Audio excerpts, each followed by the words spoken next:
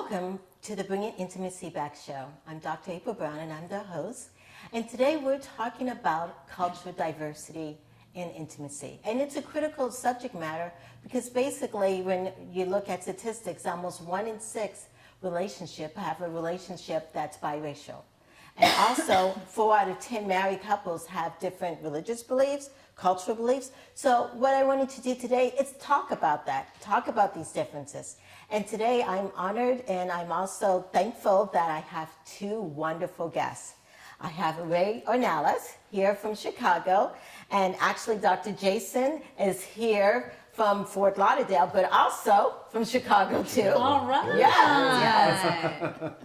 So yes. Can you both share with our audience members your journeys in becoming therapists and how you got to where you are today? Sure. I have always been a curious person and wanted to understand what motivates people, right? Especially to change. So it just seemed natural to me. I always loved cultures and travel and language. So I've lived in many different parts of the world. I speak 4 languages. And I studied cultural anthropology and communication as an undergrad. And then 10 years later, I went back and I did my master's in clinical counseling. So that's how I'm here. Okay, yes. And Dr. Jason? Well, counseling was actually my first choice. There's a verse in the Bible that mentions man plans his steps, but the Lord directs his path. Yes. And I was in the finance world. I had my MBA in business, and a gentleman came into my life and offered me an opportunity to pursue a PhD, and the rest is history. And I'm very grateful I made that decision. Awesome, and we have something in common because my background was finance first. Oh, Yes, and God's spoken to me, so yeah, Awesome. definitely. Awesome. So today we're talking about culture. What does that entail? Because we kind of know, but our audience members are out there listening. What do you guys define as culture? In a general sense, you can define culture as customary beliefs and social norms. However, I like to look at culture from an individualistic point of view. Since we do counsel from an individualistic point of view, culture to me can be who raised you, the type of music you listen to, the type of food you ate, the way you celebrated holidays or traditions. There's a lot that goes into individual culture. I can believe people can live in the same community and embrace different cultures. So that's my take on culture. Yep.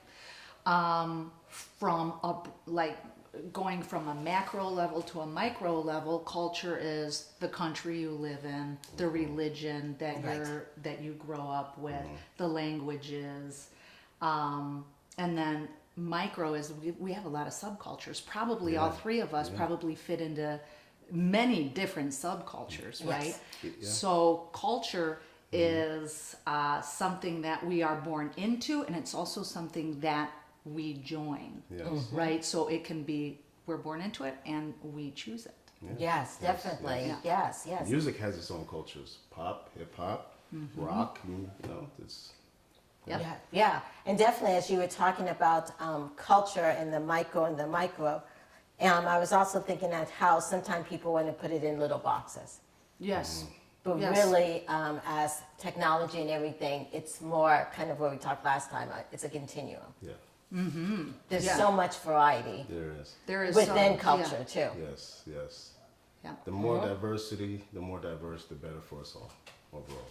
Okay. Diversity, I believe, is so essential right now, especially what's going on in the world right now. I think for the human race or mankind to truly continue, there has to be more diversity across the board, I believe. And as a society, as well as individuals, if we're not changing, we're dying. Exactly. Right. Okay, it's evolution. Yes. We don't ever innovate, we don't ever evolve unless we are forced to in some way, shape, or form by diversity. Yes. Right? So it's a beautiful thing that we should be celebrating. Yes. So Dr. Jason, you just mentioned it benefits us all.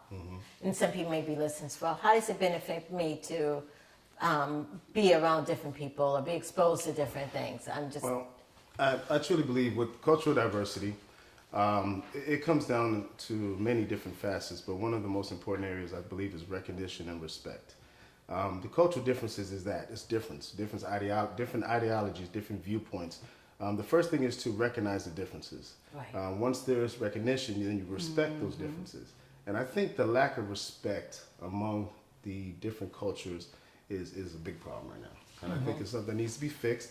Unfortunately, there seems to be some people right now hell bent on diversity. They seem that's their agenda and that's what they're trying to preach. But I'm also seeing a gathering of people kind of coming together and saying, we're not going to put up with this. We're not going to go down this road. We know diversity is a good thing for us and the coming generations.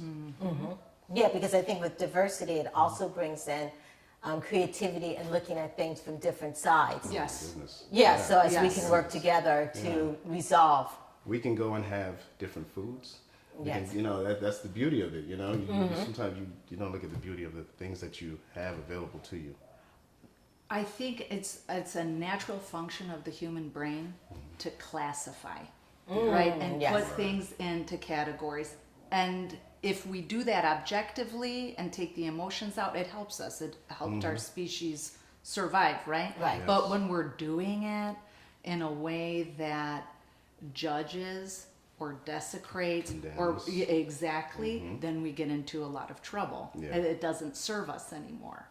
Another thing about diversity, and I think when people are against it, it's usually playing on people's fears. Fears. Yeah. Fears. It's mostly fear based. Yes. There could be some anger there, Right. and that's all stuff that can be worked through. Right. It's and just because something is different doesn't make it bad. Yes, exactly.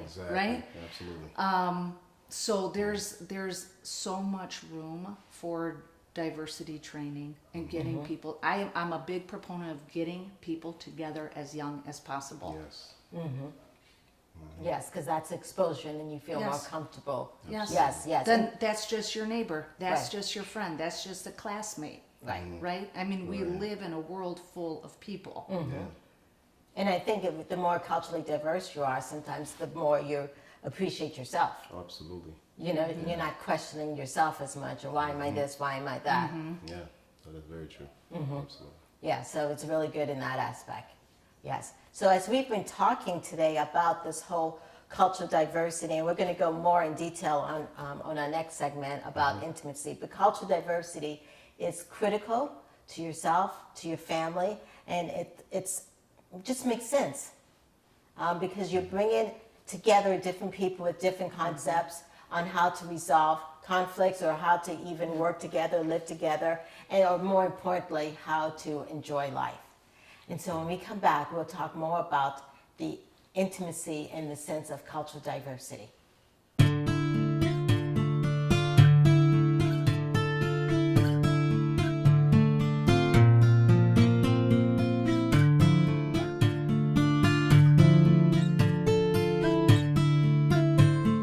Welcome back to the Bringing Intimacy show.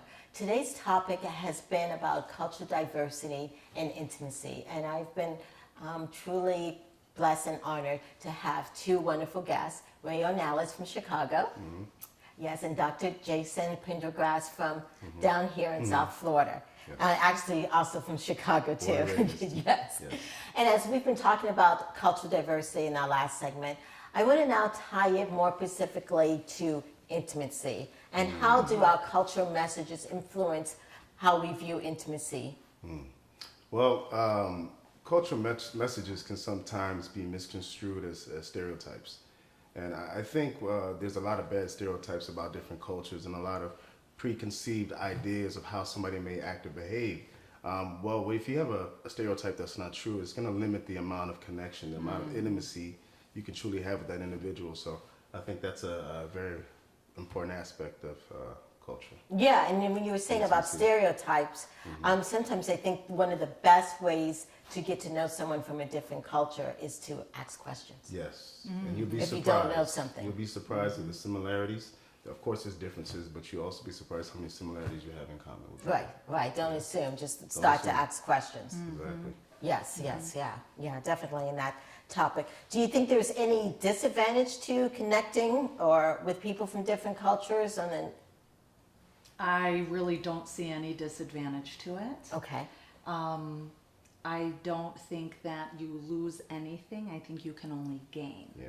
Right? You can Right. only gain from different experiences Mm-hmm. and learn Absolutely. from different people. I think people just have to take risks and put themselves out there and maybe try something that they didn't do before. Right. And like you said, curiosity, ask questions, right? Right. Be Don't assume. open-minded.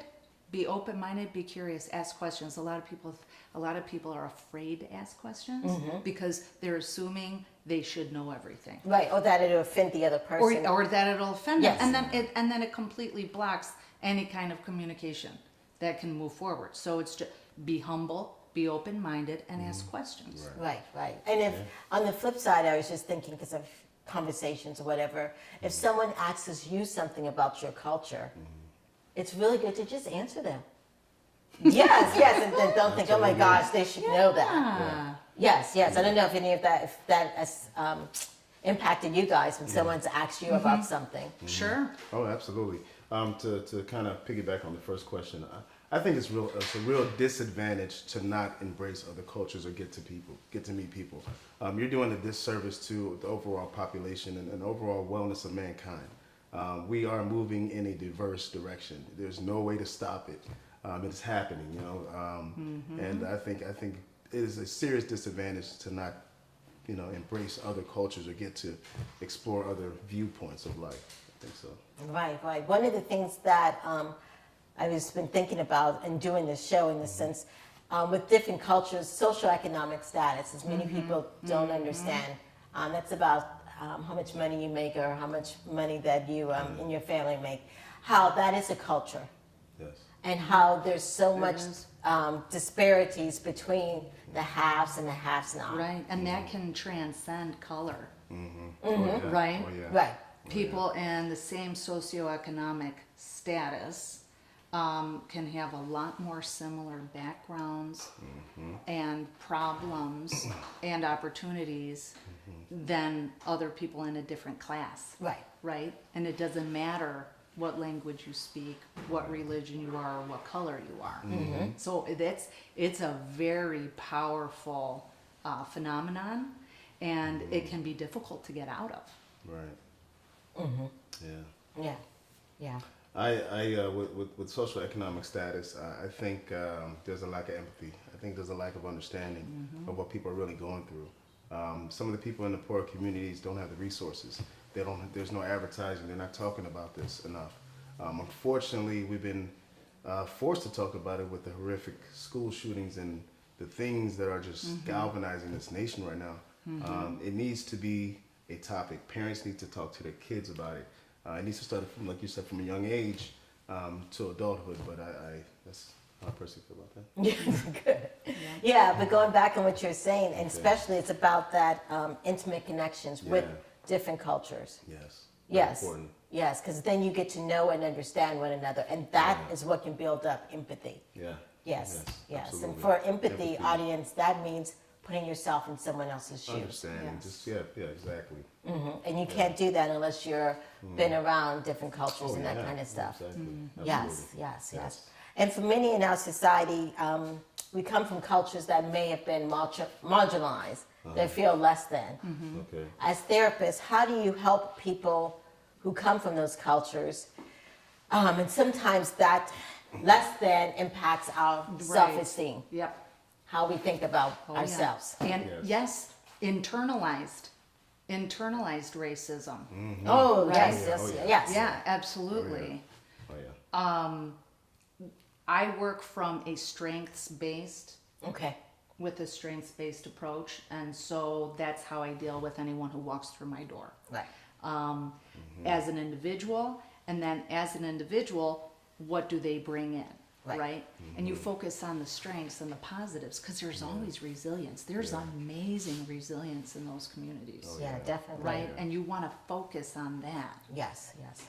you know, and then lift them to the next level, because everyone's reaching for self-development. Yes. Right?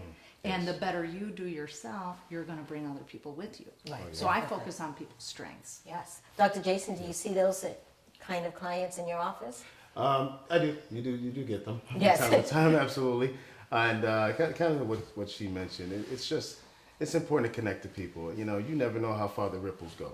And, you know, you empower someone, they empower someone, they empower someone. And that's how community changes. So I think it's very important to pour into each client. And not from a monetary standpoint. I mean, obviously we have bills to pay and everything, but a true heart of a counselor is somebody that really wants to see change within that person. And like I said, that one person can change their family, can change their community, can change their neighborhood. So, That's right. Yes, it's definitely about change. yes, we need it. We need it, yes. And sometimes change starts within ourselves. Yes. Yes, and so as we've been talking about cultural awareness, we've been talking about the importance of it. And we're going to take a small break, but when we come back, we're going to give you guys some tools on how you can become more culturally aware. And that helps you in the process of change and understanding culture, and also in understanding the dynamics of what's going on in the world today, and maybe how you can impact your community.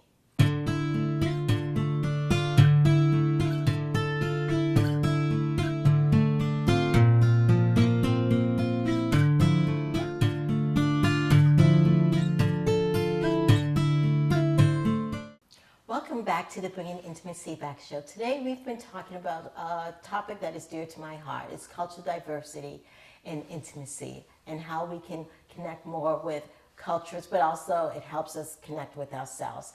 And so on our show today, we have two guests who specialize in that. And I'm going to ask them, what are some tools that you can give our audience members on how to increase their cultural diversity? Because we've already talked about the importance of it and how it benefits them. Now, let's give them some action. Oh, okay. I truly believe one of the first things you really have to do is just, you got to get out. You got to interact with people. You can't sit behind the computer. You can't sit on Facebook all day. So I know some people do, but it's not going to improve the diversity, because everybody has a voice. And right now we're just sitting behind the computer and just throwing opinions out there about everything. People feel connected, but actually there's more disconnect, I think.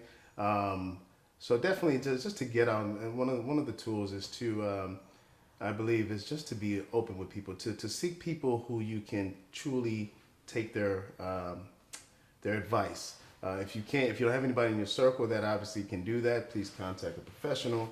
There is help out there. There are resources out there, and hopefully that works for each and all of you. Okay. I'm going to piggyback on that and say there's probably diversity in your circle that you haven't even tapped into So yet. true. So Right? true. So we tend to stick with the same people doing the same things over and over again, but you just get out of that little circle, and there's the whole world out there, and you don't even have to travel very far. You can go, at least in Chicago, right? Yeah. You can just go to another neighborhood, like 2 blocks down, you're in a completely different neighborhood, Yes. right? Yeah. Try a different restaurant, visit a mosque, visit a church, go to a temple. There's so many festivals. Yes. There's movies, there's all different kinds of things that you can do very easily to put yourself in touch with diversity, right? And be open, make those friendships, make those connections. Yes, I think that's critical what you said. It's just Yes. getting out there Get out there. and do stuff. And that's The really old-fashioned way. Yes, yes. Meet real people. Yes. Yes. Yes, because online stuff can only get you so far. I Right. know some people Right. think, I have all these online friends. Yes and no. Yes and no. Yes. Yes and no. Yes. Yes. Yes, they can bring you some knowledge, but just that true interaction Right, That the exchange. interaction. Yeah. Yep. is what you, yes. Yeah. Yes. Yeah. There seems to be a lot of attraction with a lifestyle rather than the life itself. Good a lot point. Of people, Yes. what they perceive as a lifestyle, in most cases, it's really not. But Yes, definitely. Yes. So- Yeah. So I know that you do a lot of help with people with cultures and with couples on your website and Yes. all that kind of stuff. Can you talk a little bit about your practice and your? Yeah, absolutely. Edify, formed a few years ago, was just something that kind of was birthed through my love and my passion for counseling. Like I said, it wasn't my initial direction to do this, but somebody else had plans for me, and I'm very thankful. But I speak with a lot of couples right now, and one thing I must see as far as culture that I need to bring this up is very important, is back in the day, you wouldn't get a lot of men making the initial call. And I've been Oh, getting that's true. so many men, especially Same of here. color, saying, hey, my anger is causing my family to separate. My sex addiction is causing my family to separate. I'm getting calls from couples, and normally it's the woman who's, in charge of this and, hey, how much you charge? But I'm getting from guys, saying, hey, me and my wife need counseling. And I don't know what's fueling that, but I love it. I Okay. personally love it. And the first thing I tell a guy that calls me is, you don't know how brave and how important this decision for you, Right. how much strength you're showing me Yeah. as another man, because you're not hiding behind your problems, you're ready to deal with them. And I respect that. Right, and they're being open about it because sometimes culturally we've been telling men, you just suck it up. Yeah, you got deal a with it, problem, deal with just it. suck it up No, and deal with that's- it. Yeah. You internalize that. I know you mentioned that before. You internalize that, and it becomes problematic. Yes, definitely. Yeah. Yes. And so from Chicago. Yes. Yes, yeah, perspective counseling. Yes, I'm the director of clinical services with Perspectives Counseling and Psychotherapy. We're a large group private practice with about 8 locations in the Chicago area, hopefully expanding. We are a dynamic group of therapists. We've been around for 35 years, and a lot of our therapists specialize in couples, relationship counseling, and diversity. Right. I have seen an increase in male callers as well. About half of my caseload is male now. Right. And they talk. What do they talk about? Their relationships. Yes. And how to get closer. And I always tell them, vulnerability. Being vulnerable is Yes. very powerful. Yes. It's scary. Yes. But it's a show of it's a testament to your strength, right? And I see a lot of Hispanic clients, and that machismo is going to ruin a lot of these relationships, right? So Can you it's explain about what machismo? well, machismo is where the guy is super masculine. There are good things about it, and then there are not so good things about it, especially if you're married and then you have a family. And that marriage then sometimes just becomes very perfunctory. The wife is kind of gone to the wayside, and the guy is out there doing all of his other things, and there's a lot of assumptions and life paths that they follow without actually ever talking to each other Yes. about who they are and what they want, and do I have to be so macho? Right. It's not working for me. I don't like it. It's right. So yeah, we deal with a lot, and that's not only Latin culture, but it's pretty Men, big there. Pretty much men overall. You know? Yes, yes. Yeah. And one thing I was thinking about as you guys were talking about your practices and stuff is that as people start, in the sense of cultural diversity, working with other people, working with different cultures. So even seeing a therapist that's from a different culture or using your banker from a different culture, you shouldn't be scared to interact. Step out of the comfort zone because many times that helps brings more excitement, more flavor, more creativity to a subject matter and Yeah, stuff. more perspective. More perspectives, Yes. definitely. Yes, yes. So Ray and Dr. Jason, I want to thank you so much for being on the show. Thank you. Yes, For I think real, this it's was a awesome. great topic. There's so much more to talk about on this topic, Yeah. but yes. But anyway, I thank you all. And as if people are listening, the one thing that I wanted you to get out of this message here is that it is okay to connect with people from different cultures. That's the only way that we as a culture, as a nation, are going to grow and be stronger. This is the Dr. April Brown Bringing Intimacy Back show. Thank you.